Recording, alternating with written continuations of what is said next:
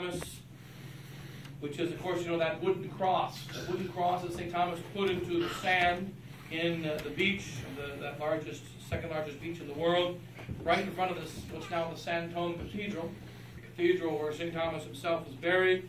And then, of course, that original wooden church collapsed and was replaced by several stone churches until the present church was there. And in 2005, on December the 26th, when the tsunami came that killed several million people, that tsunami hit also Madras. And about a 40-foot wave came to the Santome Cathedral. Now the cross, the cathedral, it used to be very close to the beach, but you know, as the centuries change, 2,000 years, the lay of the land, the lay of the sea, the beach all changes. So that now the beach is a good 600 yards from the actual river. The actual ocean is a good 600 yards from the church. When St. Thomas built it, it was probably much closer. It's a good 600 yards from the church. And in the beach, there were many hundreds of people living. They had all kinds of shanties living there. Every single one of them were killed. And all of the shanties that were built were wiped to the sea. So there was no cleanup required after the tsunami. Only sand remained. Buildings gone, the people gone, not one single survivor. That wave came and hit that stick. The stick is about 6 inches in diameter. It hit the stick, no, maybe more like 7, 8 inches in diameter. And it stands 30 feet tall. So it looks like a toothpick, because you know it's 20 feet tall. It looks like a toothpick sticking in the air that's half rotted. It's a 2,000-year-old piece of wood. And it looks so weak, it looks like a dead, rotted tree that you could take your hand and break. But that tsunami wave hit that stick on December 26, 2005, and stopped. Anybody who was 1 inch on the inside of the stick, towards the stick in the church, they didn't even get wet. Anybody who was on the other side of the stick, all died. No survivors. The wave came and hit that stick of St. Thomas. And they knew by tradition this was the stick planted by St. Thomas. Many people didn't believe it, that this is the leftovers of the cross of St. Thomas. They put this wooden cross, the transverse beam had fallen off over the years. But on December 26, 2005, that stick saved everyone inside of the cathedral, and it was like, it created like a U, a shape of a U, because for about maybe 300 yards on either side, the water stopped, and on the other side of 300 yards, it continued. So it was like a U shape around the church. The Santome Cathedral didn't get one drop of water in it. The sand on the other side didn't get wet. Not one person got sprinkled with any water, and the waves like a wall, just like in the crossing of the Red Sea.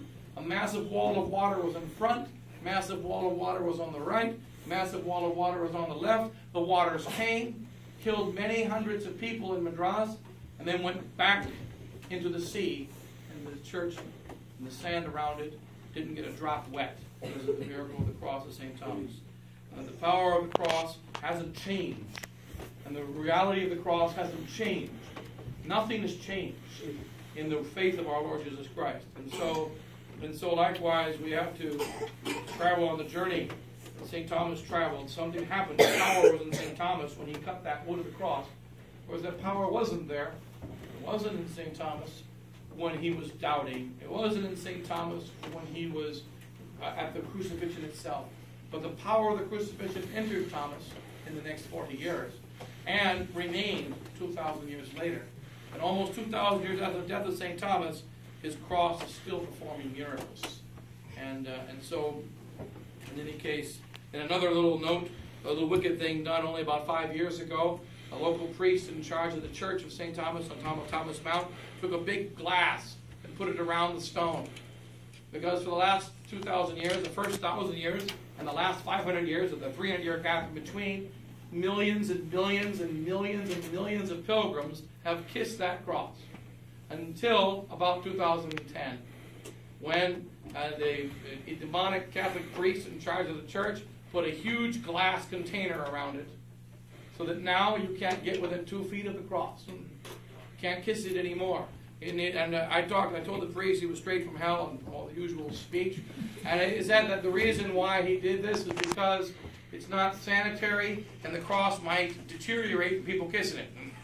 They've been kissing it for 2,000 years, and it doesn't look too bad to me. kissing of the cross, you're doing it because you're evil. You're doing it because you don't want the people to get the graces from kissing the cross carved by St. Thomas, where the blood of St. Thomas came out of that cross every year on December the 17th. You can still see stains of that blood. Now that's exactly what the new church is doing. Put in a scap. There's a glass between, there's the cross. You can look at it. You can look at it on TV. You can look at it in the museum behind a piece of glass. But you cannot touch it. You cannot approach it. You cannot become part of it. That's the evil the Vatican do. That's the evil of the church today. A little picture of it. We don't just need to take a picture of the cross. We don't need just to look at it. We must go and kiss it. We must go and embrace it. We must touch our rosaries to it. We must be a part of it. And this demonic priest separated people from the cross in 2010. And so, in any case, with the approval of the bishop, of course. And so, in any case, we'll close it at that. But remember, don't stand during the Pater Noster. Just stay kneeling and inquire the principal offer of the sacrifice, but the others participate in the offering of the sacrifice, both in the Old Testament and the New. But those are the role of the priest.